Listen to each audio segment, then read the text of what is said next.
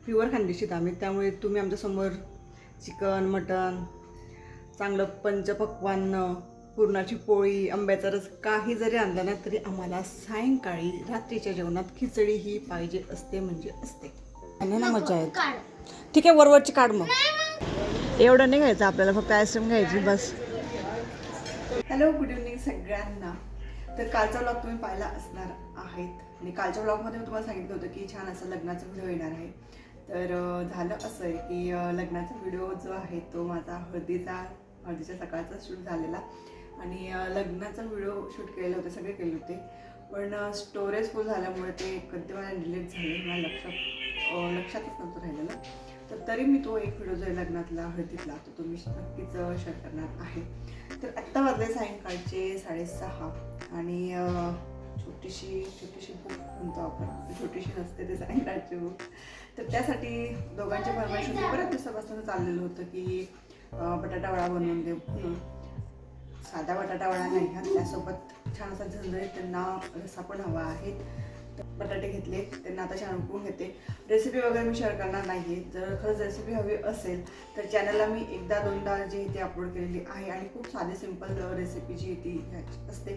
फक्त एवढंच आहे, करायला थोडीशी वेळ घेते, पण असो मुलांसाठी एवढं तर करणं आहेच. तर थोडे मोठे तर मी याचे दोन जे ना आपण भाग करून घेणार आहे असे मधनं, आणि छान असे झाले की मस्तपैकी आपला बटाटा वडा आणि त्यासोबत झणझणीत असा रस्सा होणार आहे. तर चला व्हिडिओ कुठे स्किप न करता कंटिन्यू पाहत राहा. आत्ता स्टार्ट झालेला आहे, आतापर्यंत अजून काय काय नवीन होतंय नाही होतंय हे मलाही माहीत नाही. तर हे सगळं पाहण्यासाठी नक्कीच व्हिडिओला शेवटपर्यंत पाहत राहा. चला भाजी झाली, रस्सा झाल्यावर तुम्हाला दाखवते मी. चलो. तर छान अशी आपली ना बटाटा वड्याची या ठिकाणी सगळी तयारी झालेली आहे. साहित्य वगैरे मी सांगणार नाही, डायरेक्ट फोडणीला देईल तसं सांगत जाईल आणि वेळच झालेला आहे, पण आता नाही लागेल कारण की बटाटे सोडले, तिला मॅशर केलं, हे सगळं कट केलं. तर आता पटकन फोडणी देते. हे झालं की मग पुढे काय होतं ते बघूया. तर मी दिवाबत्ती वगैरे करून घेतले कारण की सायंकाळची वेळ दिवा वगैरे आपल्याला झालेला आहे. मोहरी हे तर कॉमनच आहे, त्यामुळे हे सांगायची गरजच नाही आहे. त्यानंतर हिंग हा मस्त आहे कारण की वातूळ आहे, त्यामुळे हिंग पाहिजेच. आणि छान असा बारीक कापलेला हा कांदा थोडंसं टाकायचा आहे आणि बाकीचं आपल्याला जसं राहू द्यायचं आहे. मी तुम्हाला जरी बोलली की रेसिपी शेअर वगैरे करणार नाही आहे, पण सांगावं तर लागेलच काय करते नाही करते, काय टाकते काय नाही टाकते. ओके, तर जे पहिल्यांदा पाहत असते त्याच्यासाठी तर नक्कीच. आणि या ठिकाणी मी अशी चटणी केलेली, यात हिरवी मिरची आहे, कोथिंबीर आहे, अद्रक लसूण आहे, थोडेसे धणे आहेत आणि सगळी अशी छानशी पेस्ट करून घेतलेली. थोडीशी जाडसर आहे, जास्त बारीक नाही केली, मी पाणी न टाकता केलेली. छान आहे आणि त्यात ही चटणी टाकायची, आपल्याला सगळी टाकून द्यायची. जास्त तिखट होणार नाही आहे कारण की कोथिंबीर त्यात म्हणून तुम्हाला हिरवं दिसतं जास्त. तर हे पण छान परतून घेऊ. तर त्यानंतर त्यात जाईल थोडंसं चाट मसाला, आमचूर पावडर असेल तर ते पण नक्की टाका. आणि त्यानंतर हे आहे काळं मीठ, चवीनुसार टाकायचं.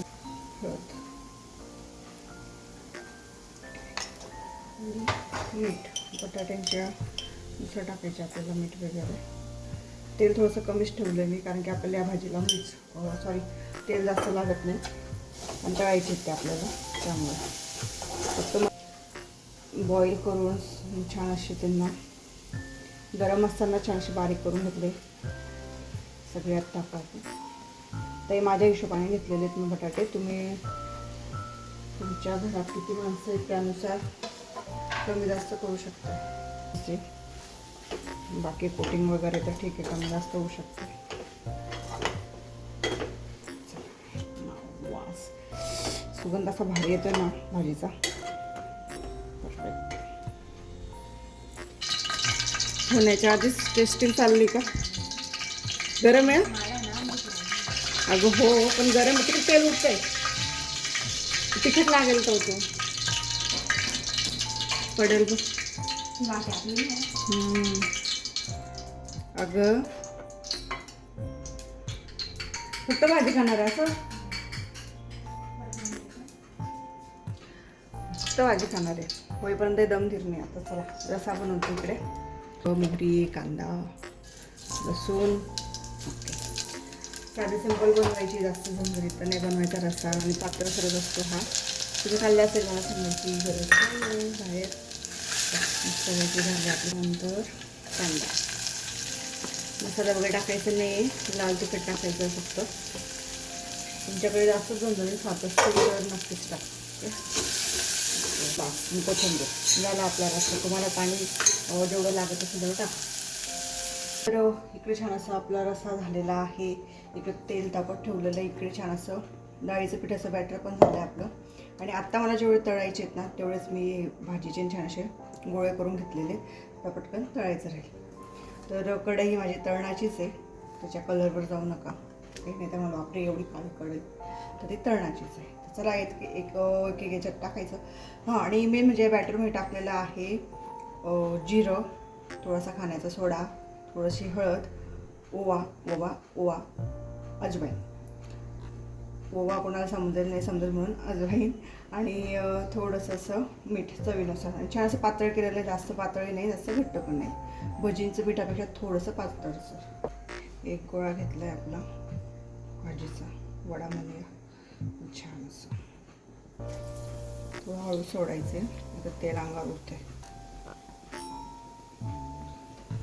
लगेच पलटी करायची घाई करायची नाही आहे, एक साईड होऊ द्यायची मस्त. त्यानंतर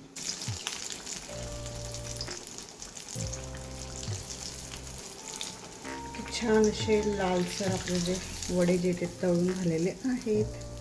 त्यांना काढते बाहेर.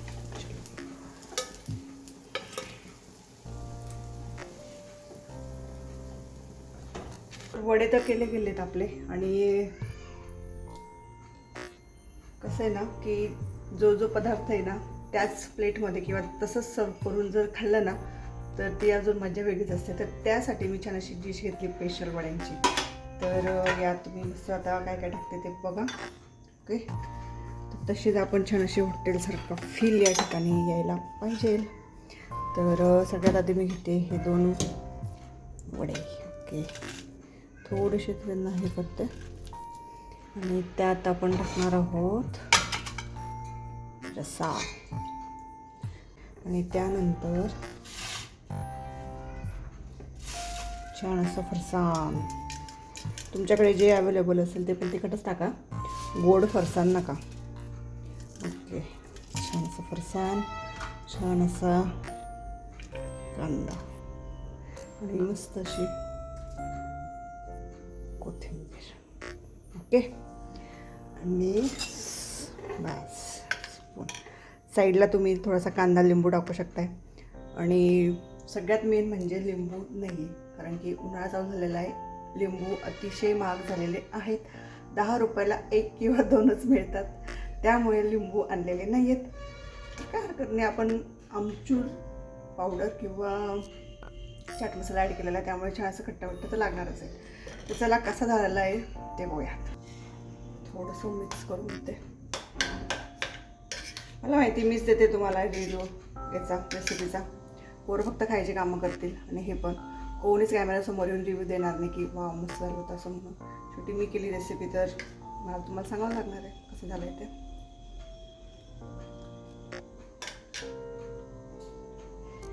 एक नंबर मस्त झालं आहे. जसं तिखटही नाही आहे, एकदम करेक्ट परफेक्ट झालेला आहे.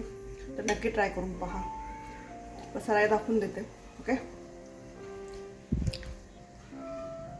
तर हा सगळा पसारा, ते बाकीचे वडे बाकी, कारण की श्लोक आणि त्याचे पप्पा अजून यायचे बाकी आहेत त्यासाठी. आणि इकडे आहे भांडे अजून पडलेत. आता तुम्ही म्हणाल की काय रस्सा वडा केला भांडं झालं.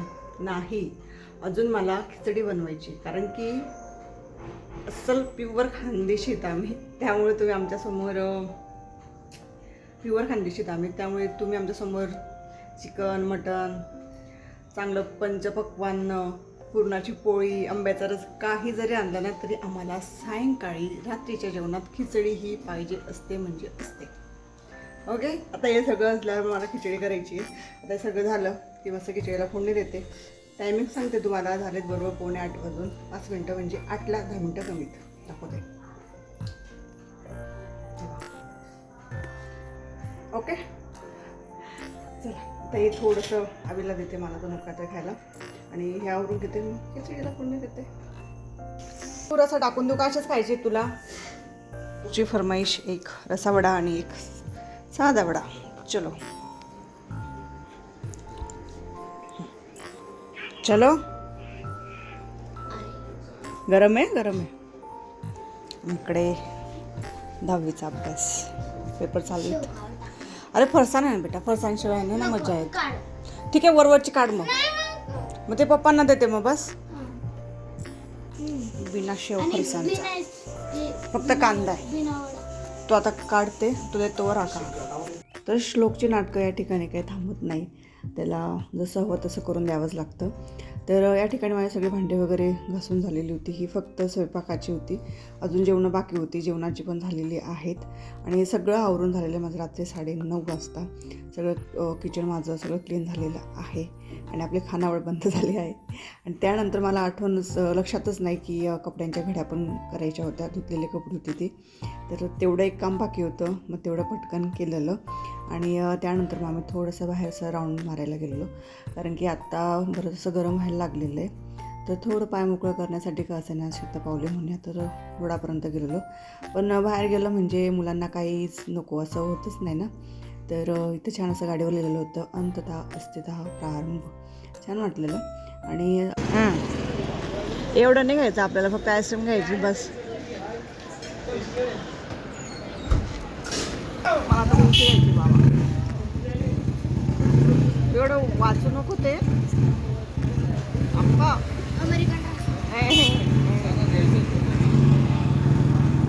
एकच मेनू असतो, अमेरिकन ड्रायफ्रूट, मावा कुल्फी, बस.